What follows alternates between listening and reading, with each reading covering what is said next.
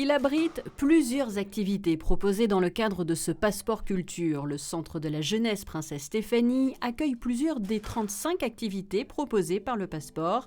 Parmi elles, l'atelier manga cet après-midi. Plusieurs jeunes de 13 à 21 ans ont pu se perfectionner dans cette discipline après inscription auprès de la Direction de l'Éducation nationale, de la jeunesse et des sports et du Centre d'information de cette même éducation nationale.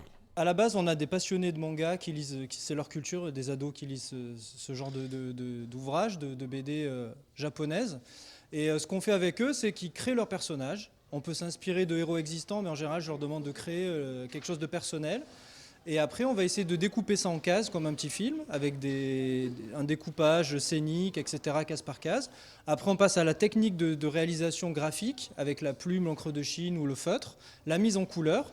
Et ils partent avec leurs planches qu'ils ont réalisées tout seuls. Voilà. Comme ceux qui lisent d'habitude, c'est eux qui l'auront fait cette fois-ci, quoi. Moi, je suis partie sur un personnage que je ne connaissais pas et j'ai dessiné au fil du temps. L'inspiration m'est venue dans le temps. Est-ce que tu as ou est-ce que tu vas utiliser beaucoup de couleurs ? Oui, j'ai utilisé beaucoup de couleurs. Moi, les mangas, je préfère les laisser en noir et blanc. Mais la dernière fois, quand on a fait la bande dessinée, je l'ai colorié à l'aquarelle et c'était très bien. Ça. On voit que c'est très précis. Alors, je suis en train de faire un manga et faire une planche de manga.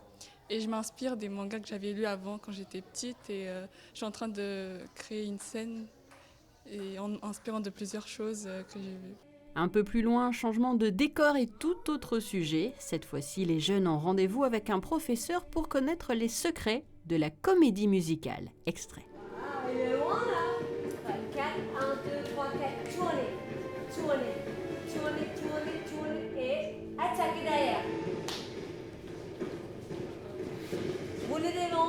Et s'il était question aujourd'hui de discipline artistique, vous le voyez, le Passeport Culture propose aussi toute une série d'activités sportives, comme l'indique son nom. Autre thématique, dans quelques jours, nous vous proposerons une plongée au cœur de l'atelier secourisme organisé avec la Croix-Rouge monégasque.